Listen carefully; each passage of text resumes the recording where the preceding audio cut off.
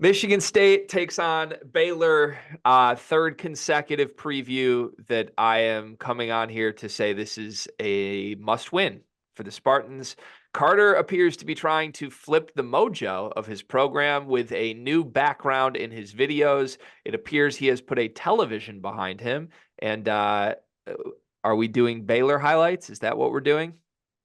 Yeah, just something to really set the mood of what's going to happen at LCA. Just some Jacoby Walters highlights. This is a game when we did the whole non-conference exercise before the season, and we were going through and we were like, which games, what does the record need to look like for Michigan State in these non-conference games? And I think you and I both pointed to this game preseason and we're like, is Baylor the same team that they've been in the past? Do we believe in Baylor? It's at LCA. This is like a non-conference game that we should get. If you have watched those videos, I am sorry, because it's time to change what we talk about this Baylor team. This Baylor team is nasty. Ray J. Dennis can go. Jacoby Walter can go. Scott Drew, really good coach. Jalen Bridges, former Michigan State Spartan for 2 seconds when he was in the transfer portal, can go. This is a very, very good Baylor team, and I think they're getting better every single game I see them play, to be honest with you. I don't think they're playing the defense that a normal Baylor team plays. So if they unlock that portion even somewhat, this is, to me, personally, a Final Four caliber team. I think that's fair. I think anytime a team is as explosive in the backcourt as Baylor is, I think you can say there's a path to a Final Four. There's a path to even a national championship. This team just gets hot at the right time. I still do have questions on the defensive end. I know they've held their last two opponents to 100 points total in 2 games. Northwestern State scored 40 against them. That's Northwestern State being Northwestern State. They're 1-9 on the season, and they're just horrible. Seton Hall scored 60 against them. To me, that's Seton Hall being Seton Hall. I don't know if you watch Seton Hall at home against Rutgers. That's a really bad basketball team. That's a team who Kadari Richmond is their only offensive option. That's not Crazy, great.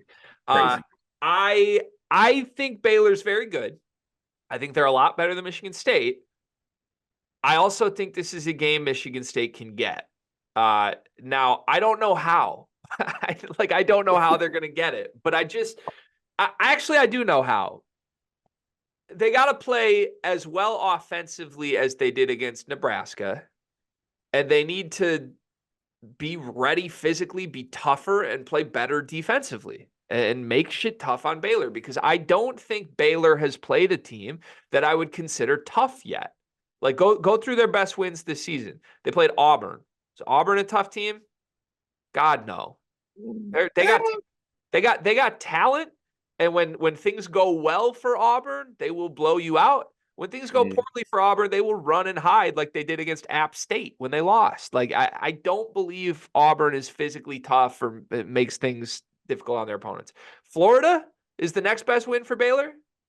We know how we feel about Todd Golden's program. They got some talent. Riley Kugel's a bucket, but that was a 95-91 game that wasn't particularly tough. It was just, we're going to out-talent you. This is the first team that I think is actually very good defensively, that has some toughness to them. And I know you've questioned Michigan State's toughness, both mentally and physically lately. But if the best version of Michigan State shows up in this game in a desperation spot in the state of Michigan, knowing they need this one to salvage the season, I believe the formula is there against a Baylor team that is young, that has not played a quality opponent yet, that might get a little spooked if Michigan State shows up. See, that formula is there, but I personally don't have faith right now that this Michigan State team has that mindset to be like, this is a must win. This is a game we can win. This is at LCA. Let's go win this game. I don't think they have that. And yes, you got to put other games behind you, but let's look at the Nebraska game. We got out talented by Rink Mass, Bryce Williams, Kisei Tominaga, Juwan Gary. Credit to those players. They played extremely well. All four of those players, if I'm naming top Baylor players, would not be in the top four. They would not. I just think that if we are looking at a gettable part of this game, it would have to be those guys having to step up as far as like the guards in front court. I'm sorry, guards and wings for Michigan State stepping up and accepting the challenge of the Baylor guards and wing players, because I'm not necessarily afraid of Baylor's front court. But at the same time, I'm not confident that our wings and our backcourt will step up to the challenge. To be honest with you, like in the last two games alone, they've been outdone by, AJ Storr and Jonathan Blackwell. Like, and then they get outdone by Kisei Tominaga and Bryce Williams. So it's like, we're just upgrading and getting better players than that against these guys. What should make me confident that these guys are gonna step up and accept that challenge? I have something that could make you confident. Please, I need something. Nebraska, your guards did step up to the challenge. And yeah, everybody on Nebraska played well. I get that. But it was a home game. And I thought your guards stepped up to the challenge. I thought you lost the game because Rank Mast was dominant in the front court and you had no answers in the front court. Is that fair? Yeah, that's fair. Wisconsin, thought you lost the game because Izzo tried to play two horrible bigs at once, and Wisconsin's bigs were better. Tyler Wall and Steven Crowell were better. Is that fair? Fair. Arizona, I thought your guard stepped up to the challenge. I thought AJ Hoggard showed up against Arizona. I thought Tyson Walker was great against Arizona. I thought Jaden Akins was great against Arizona, or good against Arizona. I thought you lost that game because you got 4 points from your front court, and Umar Ballo and Kashad Johnson were really good. That fair? You got a half out of Hoggard and a half. You got a half, but they showed up. They showed up at a certain point in that game, right? That's fair. You lost those 3 games, in my opinion, because there's a huge discrepancy in the front court.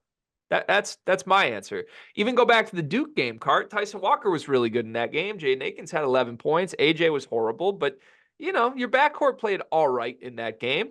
Flip. They got Flip in the front court, man. Like, Flip's really good. Flip didn't have his best game, but every loss you've had this season, or at least the last 4, not counting James Madison, guys have just had front court options that are way better than yours. And more importantly, big parts of the game, like Arizona wants to win with Ballo.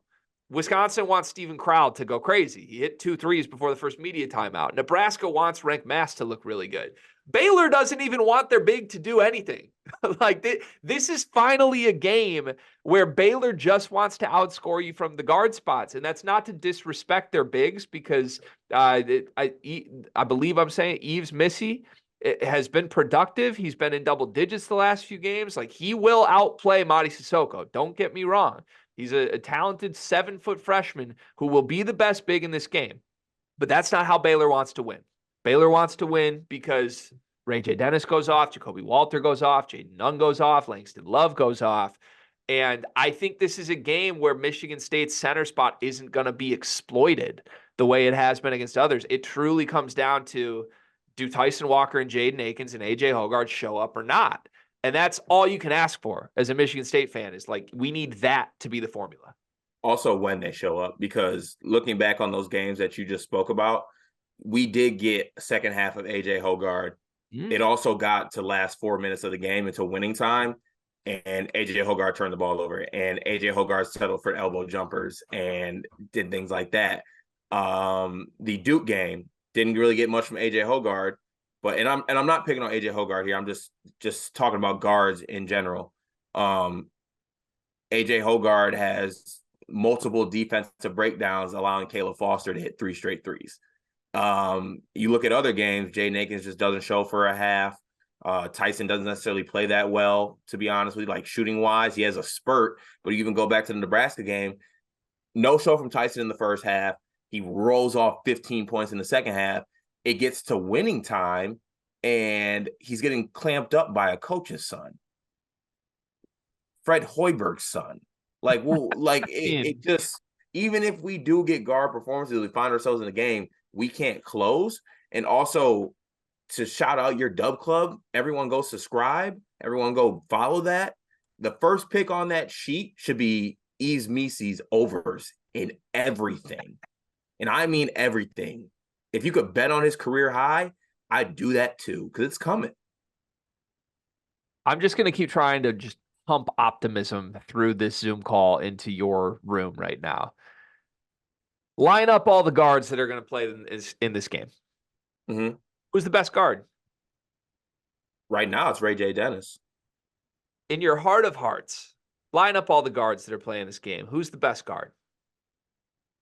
In my heart, In reality, who's the best guard in this game? Just admit it. Tyson Walker is the best Tyson guard Walker. in this game. Tyson Walker. He needs to show up. He can't do what he did in the first half against Nebraska. But like, I'm not going to sit here on December 13th and say a team whose best player is Ray J. Dennis is just going to dog walk a team whose best player is Tyson Walker. Bro, I had to have a come to Jesus moment the other day when I looked up Ray J. Dennis's numbers. Good. He's having a year.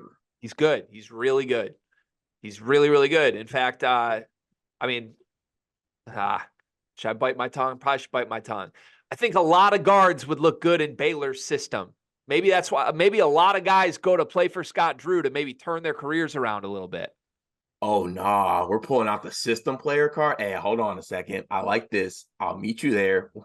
We're bringing out the system player card. Well, I meant that in a sense of like maybe there's a struggling guy on Michigan State's roster who doesn't look great that maybe would look good for Baylor, hypothetically. Maybe. Jab counter. Maybe. I'm just like, if we're really going through this, like, oh, Langston Love's been great this year. Come on, man. Jay Nagin. I mean, Langston Love's like what, the fifth guard on that team? No. Fourth. No, fourth. Okay. I mean, maybe fifth. They got dudes, man. Jaden Nunn's good. Miro Little's good. Like, trust me, Baylor has dudes. I'm not coming after them. I'm just saying, like, raw talent. If we're just, how good is Ray J. Dennis? How good would Tyson Walker be? Also, if we're doing best player on the floor, Jacoby Walter actually might be the best player on the floor. Well, yeah, that's the one you don't have a matchup for. Who guard? It's got to be Akins they put on Walter, but that's I think they put AJ on him, to be honest. Oh God. I mean, I don't know.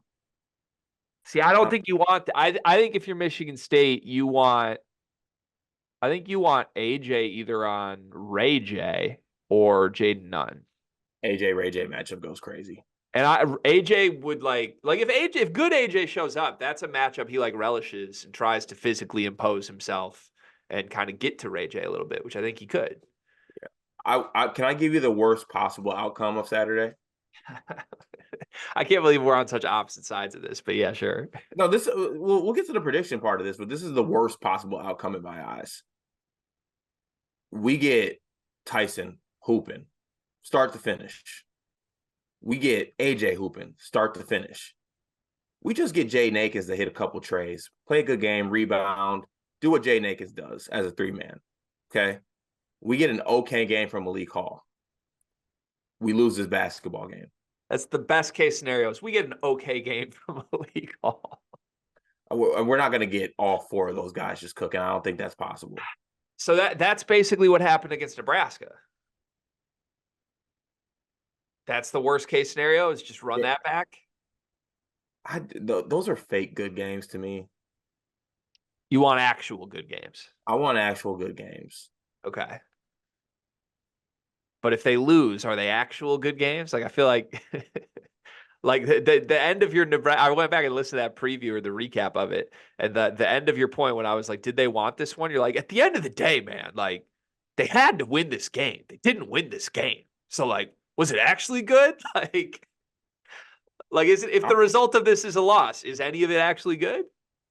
No, you got to win this basketball game. Okay, so that's all it is. You got to win the game. You have to. You literally have to.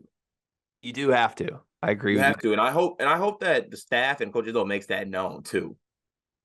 Yeah, that would help. Let's put more pressure on these guys who are already terrified. Maybe they need something. Because they're probably they're playing like this anyway. You might as well say something. They're definitely not putting that pressure on them right now. I think guys are in their heads. Everybody's visibly terrified. Let's scare them to death even more that the whole season's on the line with this game. Okay, you know what? Who cares, guys? We win or lose, who cares? Let's go have fun. Let's go enjoy our time at LCA. Let's go interact with our Detroit Spartans. Go green. How many minutes does Nick Sanders play at center in this game? 0. How many minutes does Xavier Booker play in this game? 0. How many minutes does Steven Izzo play in this game? 0. Stevie's not getting like a minute and a half at the end of the game because it's blowout? No. I thought maybe there's a chance of that at least. Do you think there's a game this year where Steven Izzo out-minutes Xavier Booker? Yeah, for sure. There probably already has been. Nah, because every game that Stevens got in, it's been a blowout. And Xavier Booker's Oh, actually actually, playing. no, you're right. They put in Xavier with Steven. So, yeah, I don't know. Tough. That's a good little scout team there. You know who doesn't want this game? You're talking about how much Michigan State needs it. They want it. This is everything, right? This is their whole season. You know who doesn't need this game? Baylor. Baylor. Baylor doesn't need that. Like that has to be an element of this. Michigan State desperate has to show up at home in Michigan. Like it has to happen. And if it doesn't, then yeah, we'll come on here and be like the season's over. But I think they're good. It's Tom Izzo still. I still think they're going to show up at some point. It's just But this is a game where if we lose, it's season over, right? yeah, yep, Okay, yeah, that'd be yep. nice. No, it wouldn't. It would suck. What's your prediction for this game? I think that Michigan State wins this game. I'm gonna say 77 to 74. After all of that, you're picking Michigan State to win. Mm-hmm. I love you. I truly do. I think I'm most torn on this game of any I've predicted this year. It's a total stay away from me from a betting perspective until I see the line. Ken Palm has Baylor by 4. That feels right, but I don't think there's a world Baylor wins this game by like 6. I think either Baylor runs away with this and Michigan State can't stop them and they get hot from outside and they win by 20 plus and the wheels come crashing off of this Michigan State season. Or I think Michigan State gets a gutsy A game performance and they win. One of the two. If I had to bet,